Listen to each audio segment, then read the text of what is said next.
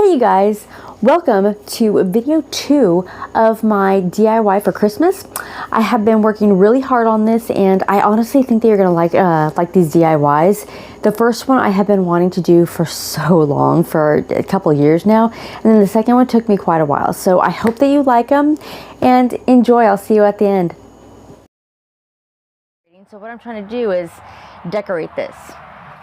So this is going to be above my Christmas village, and I'm really excited about this. I've wanted to do something like this with fall leaves for a while. I just haven't been able to because I don't know exactly what to use. However, I saw some when I was looking for snowflakes that are coming down. I saw on the Amazon page that they actually showed how to do it on that one link, but I want to do this because I think it's going to be beautiful, and I'm going to have my own spin to this. So just continue watching. Now, what I did was I went to Walmart and I got a flocked wreath. What I'm going to do is I'm going to completely disassemble this and go from there. All right, let me put on my finger protectors. I just don't want to have burned fingers this time. Last time it was horrible because my husband had to help me out with my daughter with I mean, he helps me out regardless, but I had such a hard time even changing her because it was so painful to not put ice on my fingers while I was just trying to do that. Okay. All that I'm doing throughout this whole portion of the video is just taking these pieces of the wreath and hot gluing them onto different parts of the branch, like where the branch connects to different offshoots. So that's all you're going to be seeing. And just how I'm going to be trying to figure out where to put everything.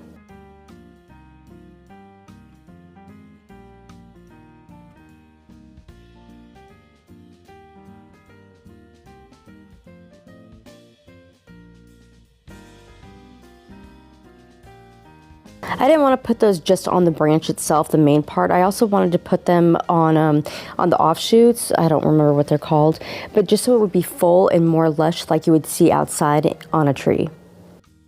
Okay, you guys, so what I have been doing is putting this up. It's about done, but I put the main area is on this hook up here, and then I had to figure out, this was the fun part, trying to figure out how to put the rest of this up because it kept on flipping over, because it's obviously weighed a different way. So I put this hook right here, attached a fishing line to it, and the same with over there, with this side. You can see, you can see the hook right here, right in the middle. The only way that I could actually get it to where it's not going to be flipping over is to bring the middle of the branch down lower than the two ends. So that way it was hard, but that way it could actually stay up and they were supported by the beam. Put on these lights, these icicle lights, or not icicle, I always say that, snowflake lights. And you will see that once I'm done. All I'm gonna do is put on the snowflakes. All I'm doing right here is just showing you how I'm putting the snowflakes on. I actually had to climb the ladder just so I could make sure that I was putting them on to where they looked appealing. And here's a close-up view.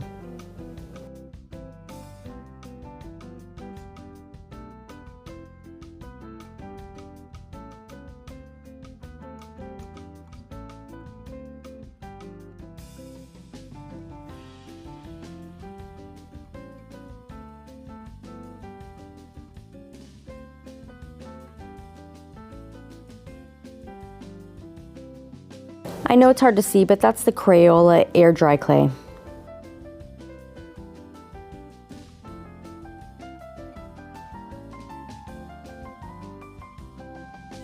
So I'm using these molds that I got from Amazon, and all I'm going to do is spray a cooking spray on there, or not spray, but just put a little bit of cooking spray on there to help the clay come off.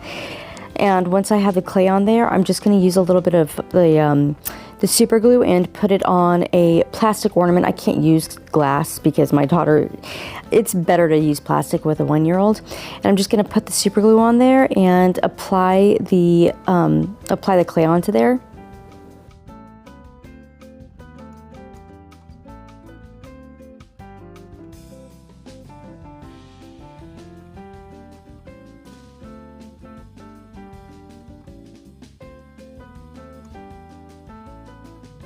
So I'm trying to press the outside or just around the mold because I don't want to damage the mold, but I was afraid that my finger was going to damage some of the design. So I am using a skewer to try to push down the clay around the outside and hopefully get it into the glue.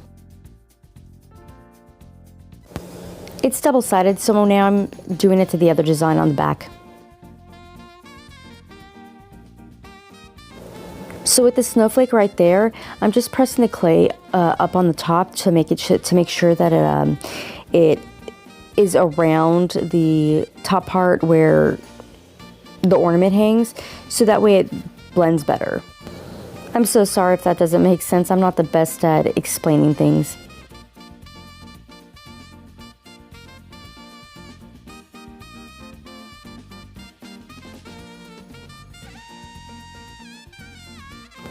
So I'm going to put another snowflake on here, but here comes the tricky part because I don't want the snowflake to overlap with the other one part of the clay to overlap with the other. So I had to figure out a way to cut it just like that, so that way it will look cohesive without overlapping.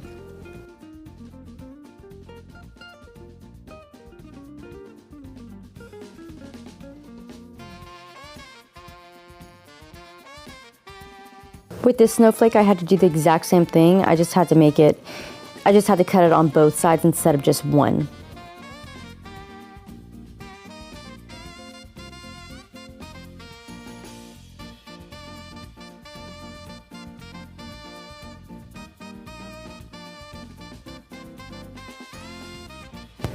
The white stuff that you see there is just primer. I wanted to make sure that it was primed before I painted the snowflake, just to make sure that it was more even and had a better grip onto the ornament.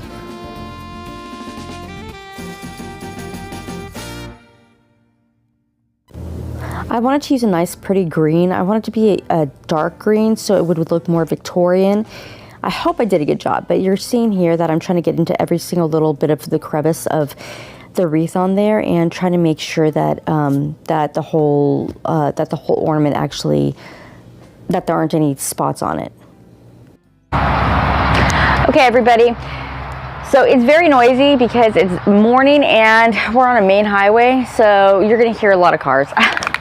So I'm gonna go ahead and spray paint this with blue. It's gonna be I'm gonna try this color first. And see how that works, because I want to do a blue. I kind of want to do an ombre on here, so we'll see how that works. So let me go on ahead and I'll get this one. See if there's any left in here.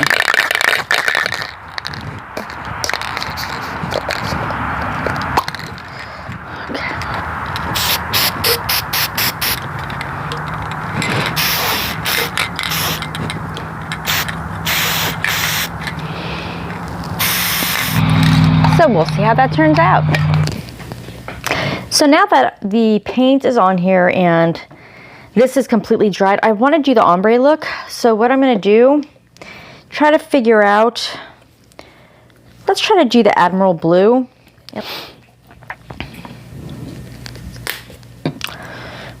And we'll do a little bit of a gunmetal gray, make it a little bit darker.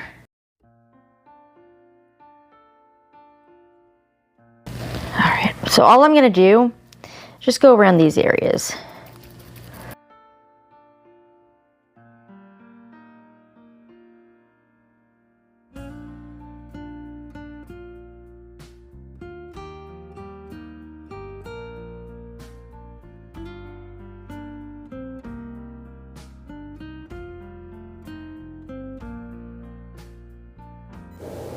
I decided to use, I think it was the Grecian gold ribbon buff on all of the designs on all of the ornaments, just so I could bring it out and make it look more, not antique, but just higher end. I also wanted all the ornaments that I'm making to have the same color for just the design itself, because I want them to, even though they all have different colors, I want them to have a cohesive feature on them.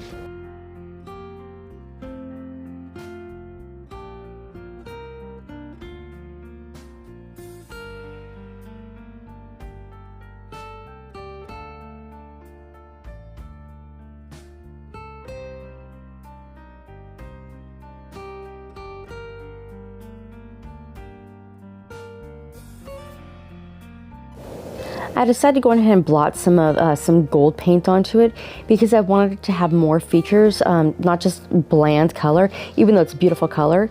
I wanted to I guess be higher end. I don't know how exactly to explain it, but I just wanted it to come out a little bit more. For the ornament tops, I went on ahead and painted it brown, and you're gonna see that there is gold and rubbin buff accent on it to make it look more vintage. And in between every single one of the paint layers that I had, whether it was on the ornament or on the top of the ornament, the tops of them, I actually used a hair dryer to dry everything a lot faster so I could get it done faster.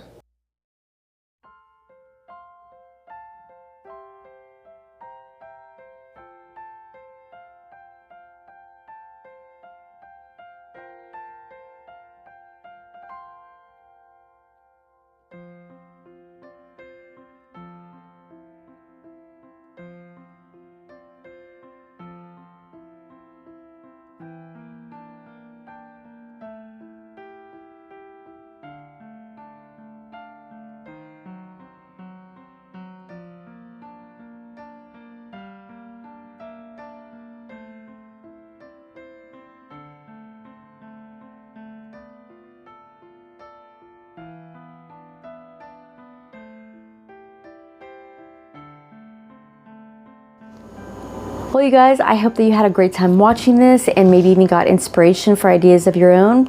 I hope to see you in the next video. Bye.